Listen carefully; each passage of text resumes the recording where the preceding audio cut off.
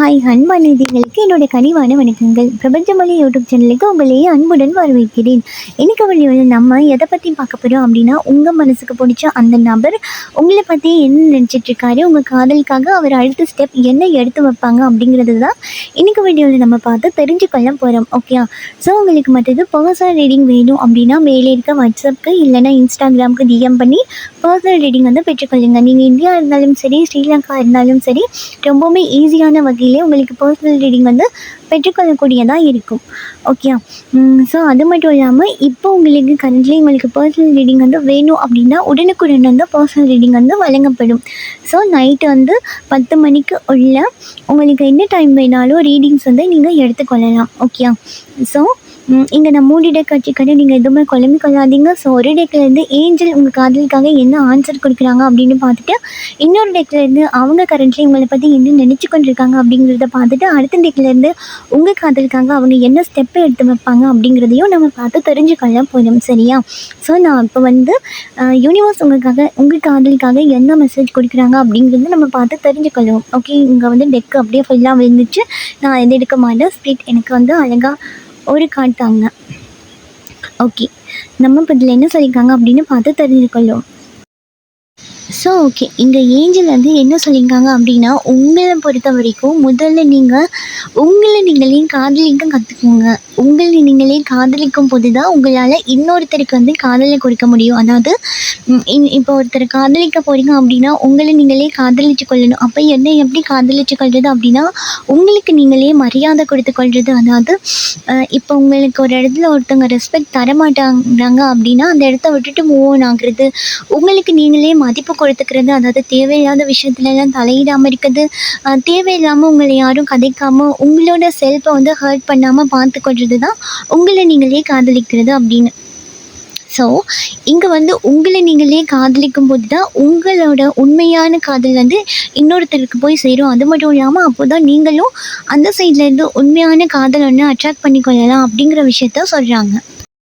So இன்னொரு விஷயம் என்ன அப்படின்னா, இங்கே ஒரு சிலரோட கேரக்டர் வந்து சின்ன குழந்த மாதிரி, அதாவது உங்கள் ஏஜுக்கும் நீங்கள் நடந்துக்கிற விஷயத்துக்கும் சம்மந்தமே இல்லாமல் ஒரு சிலர் வந்து இருக்கிறதுக்கான வாய்ப்பு இருக்குது. நீங்கள் வந்து இந்த காதலுக்கு முன்னாடி ரொம்பவுமே சந்தோஷமாக இருந்திருப்பீங்க. உங்களுக்கு என்ன தோணுதோ அதை பண்ணியிருப்பீங்க. ரொம்பவே ஹாப்பியாக இருந்திருப்பீங்க. ஆனால் இந்த காதல் வந்ததுக்கு அப்புறமா உங்களை நீங்களே மறந்துட்டீங்க அப்படின்னு தான் சொல்லணும். ஏன்னா இந்த காதல் வந்த ஒரு சில விஷயத்த உங்களுக்கு கற்றுக் கொடுத்துருக்கு அப்படின்னு நீங்கள் ஒரு சில விஷயத்த கற்றுட்டதுக்கு அப்புறமா நீங்கள் இப்போ பார்த்தா முதல் இருந்ததுக்கும் இப்போ இருக்கிறதுக்கும் நிறையா வித்தியாசம் இருக்கும்.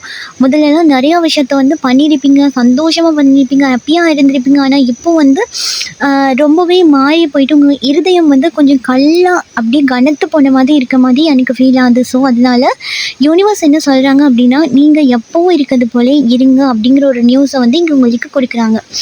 ஸோ இப்போ அவங்க கரண்ட்லி உங்களை பற்றி என்ன நினச்சிட்ருக்காங்க அப்படின்னா, கண்டிப்பாக வந்து இவங்க வந்து உங்கள் கூட ஒரு லைஃப் ஒன்று க்ரியேட் பண்ணணும் அப்படின்னு ஆசைப்பட்டிருப்பாங்க.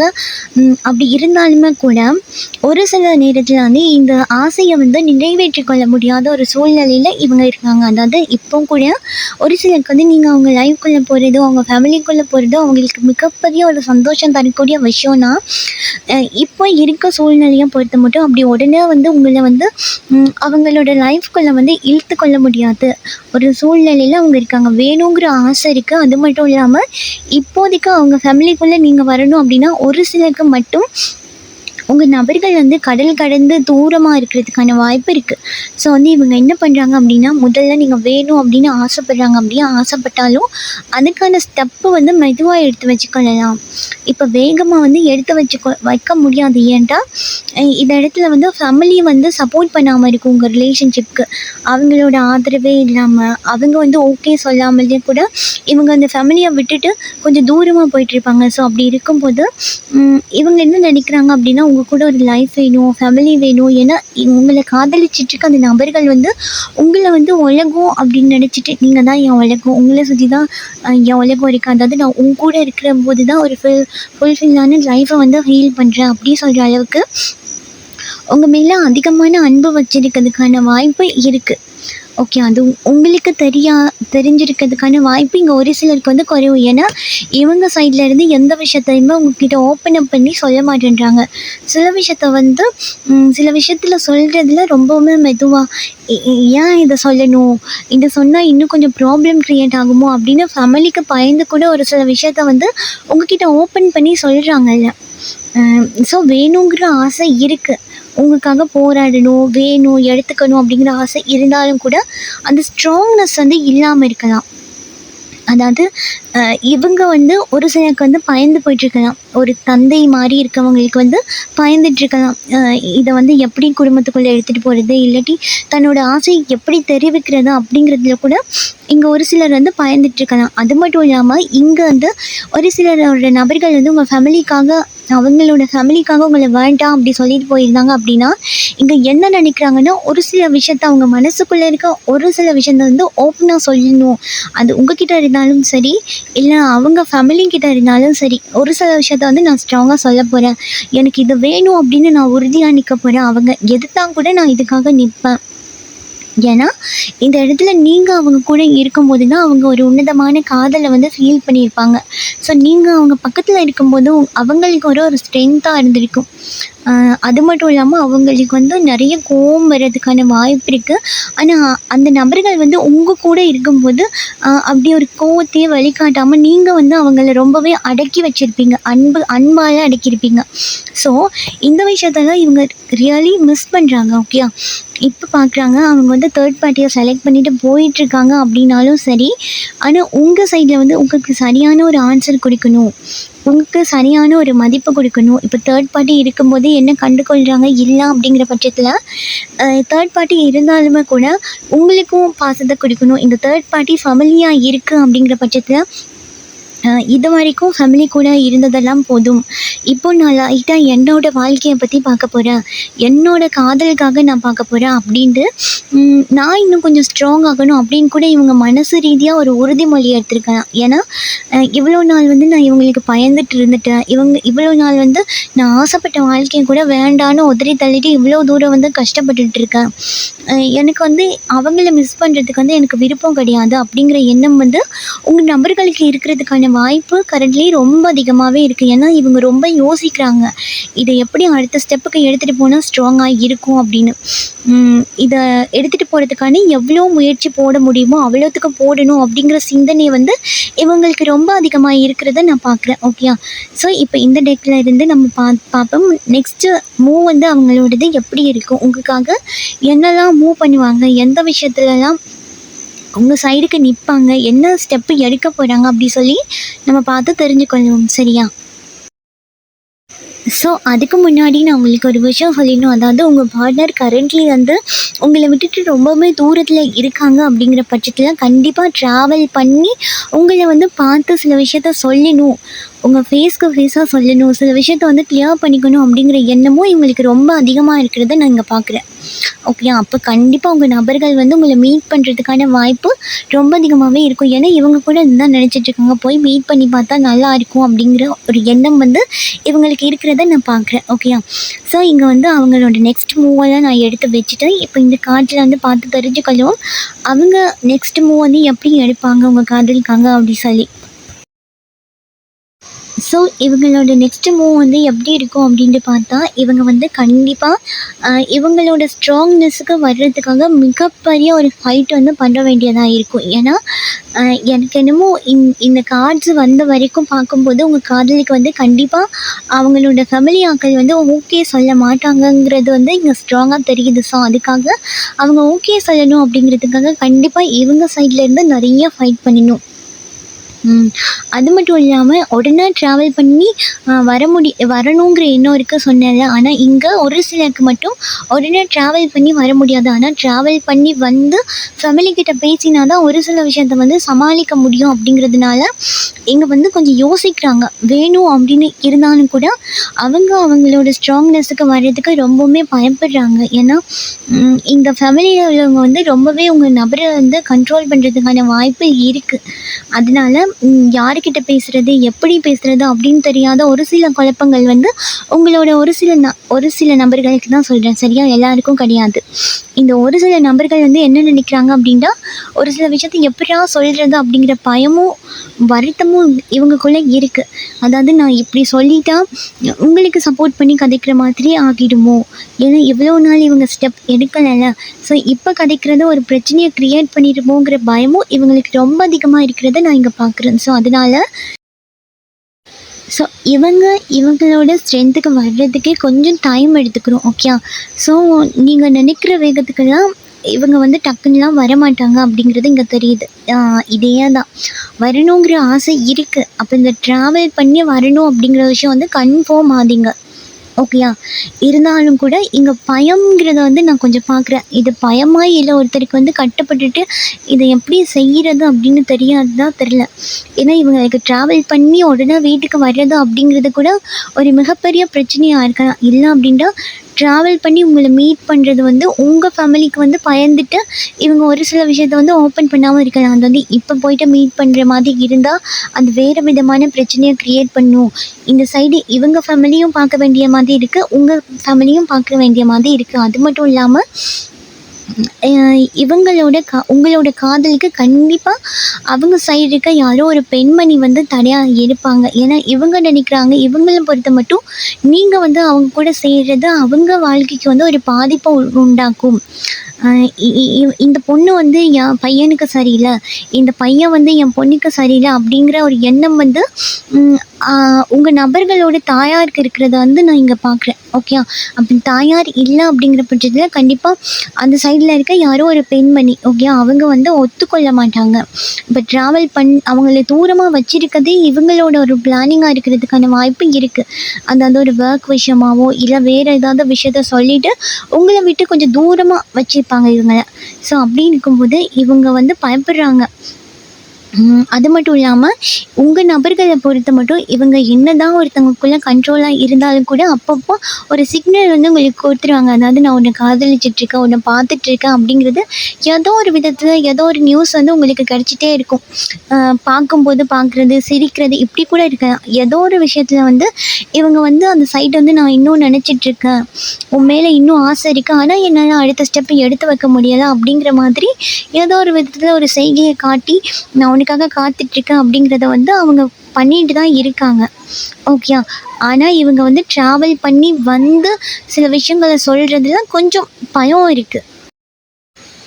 ஆனால் இங்கே ஒரு சிலரோட நபர்கள் வந்து கண்டிப்பாக இப்போ அவங்க தாயார் தான் இதுக்கு வந்து சப்போர்ட் தர மாட்டேன்றாங்க, இல்லை அந்த பெண் தான் சப்போர்ட்டாக இருக்க மாட்டேன்றாங்க, ஏதாவது ஒரு ப்ராப்ளத்தை க்ரியேட் பண்ணி இவங்க 2 பேர்த்தையும் விலைக்கு வைக்கிறாங்க அப்படின்னா இவங்க கண்டிப்பாக அவங்கள சமாதானப்படுத்துறதுக்கு அவங்களோட காதலை இவங்களுக்கு தெரியப்படுத்தி இந்த விஷயந்தான் உண்மை, சில விஷயங்கள் வந்து நீங்கள் தப்பாக புரிஞ்சிட்ருக்கீங்க அப்படின்னு தெளிய வைக்கிறதுக்கான வாய்ப்பு இருக்குது. ஓகே. ஏன்டா இந்த இடத்துல வந்து ஒரு சிலரோட குழப்பங்கள் வந்து கண்டிப்பாக உங்கள் காதில் இருக்கும்.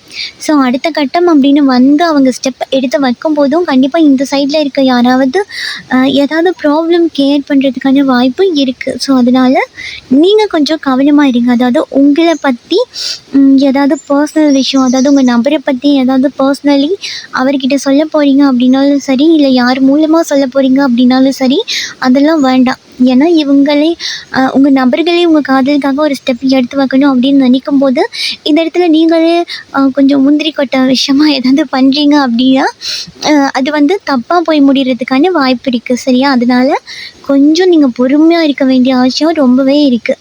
கொஞ்சம் பொறுமையாக டீல் பண்ணுங்க. ஓகே. இந்த இடத்துல வந்து கண்டிப்பாக உங்களுக்கு பொறுமைங்கிறது வேணும். நீங்கள் பொறுமையாக இருந்தீங்க அப்படின்னா தான் உங்கள் ரிலேஷன்ஷிப்க்கு சேர விடாமல் யாரெல்லாம் பண்ணுறாங்க அப்படிங்கிற விஷயம் வந்து உங்களுக்கு தெரியும். அது மட்டும் இல்லாமல் அவங்களுக்கு தெரியக்கூடிய வாய்ப்பும் இருக்குது. ஏன்னா இங்கே வந்து ஒரு சிலர் வந்து சொல்லியிருப்பீங்க இதுக்கு முன்னாடியே, அதாவது நம்ம ரிலேஷன்ஷிப்க்கு இவங்க தான் இப்படி பண்ணுறாங்க, நான் அப்படி சொல்ல கிடையாது, இவங்க தான் இப்படி பண்ணிட்டாங்கன்னா அது உங்கள் நபர்கள் வந்து காது கொடுத்து கேட்காம இருந்திருக்கலாம். ஆனால் இதுக்கு வர அடுத்த கட்டத்தில் கண்டிப்பாக நீங்கள் எதுவுமே சொல்லலாண்டா கூட யார் இந்த மாதிரி ப்ராப்ளம்லாம் க்ரியேட் பண்ணுறா அப்படிங்கிற விஷயம் வந்து உங்கள் நபர்களுக்கு தெரிய வர்றதுக்கான வாய்ப்புங்கிறது ரொம்ப அதிகமாகவே இருக்குது. அப்போ நீங்கள் கொஞ்சம் பொறுமையாக இருந்தீங்க அப்படின்னாலே போதும். ஸோ மற்றது இங்கே உங்கள் 2 பேத்துக்குள்ள ஒரு சில தடங்கல்களை ஏற்படுத்துறது இங்கே ஒரு சில பிளாக் மேஜிக்காக இருக்கிறதுக்கான வாய்ப்புங்கிறது கொஞ்சம் இருக்க மாதிரி எனக்கு தெரியுது. ஓகே. ஏன் அப்படின்னா இந்த நடுவில் இருக்கவங்க தான் பிரச்சனையை க்ரியேட் பண்ணுறாங்க. அப்படிங்கும்போது இப்போ உங்கள் நபர் வந்து உங்ககிட்ட ஏதாவது ஒரு நியூஸை சொல்லுங்க அப்படின்னு சொன்னால் கூட அதை சரியாக எடுத்துகிட்டு வந்து சேர்க்க மாட்டேன்றாங்க. எஸ், இந்த இடத்துல வந்து கன்ஃபார்ம் ஆகுது உங்கள் ரிலேஷன்ஷிப்பில் வந்து கன்ஃபார்மாக ஒரு பிளாக் மேஜிக் இருக்கிறதுக்கான வாய்ப்பு இங்கே 100% வந்து இருக்குது. ஏன் அப்படின்னா இவங்க எடுக்கிற முயற்சியாக இருந்தாலும் சரி, நீங்கள் எடுக்கிற முயற்சியாக இருந்தாலுமே சரி, இது வந்து தடைப்பட்டு போகிற மாதிரி தான் இங்கே நான் பார்க்குறேன். ஏன்னா இப்போ அவங்க ஏதாவது கதைக்க வாழறாங்க அப்படின்னாலும் நீங்கள் கோவத்தில் ஏதாவது கதைச்சி வச்சுருங்க. அப்படி இல்லைன்னா நீங்கள் ஏதாவது கதைக்க போகிறீங்க அப்படின்னா கூட அவங்க அவாய்ட் பண்ணிவிட்டு போயிடுவாங்க. அப்போ இந்த இடத்துல வந்து எந்த இடத்துல மிஸ்டேக் இருக்குது, இப்போ பிளாக் மேஜிக்கெல்லாம் இருக்கனால தான் உங்கள் ரிலேஷன்ஷிப் பிரிஞ்சிருக்கு அப்படிங்கிறது உங்களுக்கு கன்ஃபார்மாக தெரியுங்கிற பட்சத்தில் நீங்கள் அந்த பிளாக் மேஜிக்கெல்லாம் ரிமூவ் பண்ணுறதுக்கு ஏதாவது பண்ணலாம். ஓகேயா. ஸோ அப்படி பண்ணும்போது தான் இதை அடுத்த கட்டத்துக்கு வந்து எடுத்துகிட்டு போக முடியும். ஓகே. ஏன்னா இங்கே வந்து இப்போ இவங்களே உங்களுக்கு வந்து சரியாக பாசம் கொடுக்குறதில்ல, இல்லை என் மேலே தான் மிஸ்டேக் இருக்குது அப்படின்னு நினச்சி உங்ககிட்ட வந்தால் கூட அந்த பேலன்ஸ் இல்லாமல் ஆக்குறது இங்கே சைடில் இருக்க அந்த பிளாக் மேஜிக்காக இருக்கிறதுக்கான வாய்ப்பு இருக்குது. இந்த கெட்ட பார்த்தா தெரியும் உங்களுக்கு. அப்படியே பேலன்ஸ் இல்லாமல் ஆக்கும். இவங்க பேலன்ஸாக நிற்கணும்னு நினச்சா கூட அந்த சின்ன சின்ன சர்க்கிள்களை வந்து ஏற்படுத்திட்டு போகுது அப்படிங்கிறது வந்து எனக்கு இங்கே வந்திருக்க கார்ட்ஸ் மூலமாக தெரியுது. லாஸ்ட்டாக வந்த 3 கார்ட்லேயும் தெரியுது. ஏன்னா இந்த இடத்துல ஒரு சில விஷயம் வந்து இந்த பிளாக் மேஜிக்கை பண்ணியிருக்கிறது ஒரு சிலர் வந்து ஒரு பெண்மணியாக இருக்கிறதுக்கான வாய்ப்பு இருக்குது. உங்கள் நபர்களோட பெண்மணியாக அந்த சைடில் இருக்க யாரோ ஒரு பெண்ணாக இருக்கிறதுக்கான வாய்ப்பு இருக்குது. ஏன்னா இந்த லாஸ்ட் அந்த 4 கார்டும் அதை தான் சொல்லுது, அந்த விஷயத்தை தான் சொல்லுது. ஏன்னா இவங்களை பொறுத்த மட்டும் உங்களை வந்து அக்செப்ட் பண்ணிக்கொள்வது அவங்களுக்கு சுத்தமாக பிடிக்காத ஒரு விஷயமா இருக்கும்.